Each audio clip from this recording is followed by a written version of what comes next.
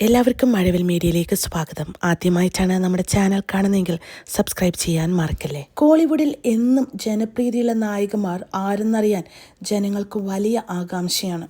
ജനപ്രീതിയിൽ ഏറ്റവും മുന്നിലുള്ള നായികമാരെ ഇപ്പോൾ ഓർമാക്സ് മീഡിയ പുറത്തുവിട്ടിട്ടുണ്ട്. തൃഷ കൃഷ്ണനായിരുന്നു ഒന്നാം സ്ഥാനം ഉണ്ടായിരുന്നത്.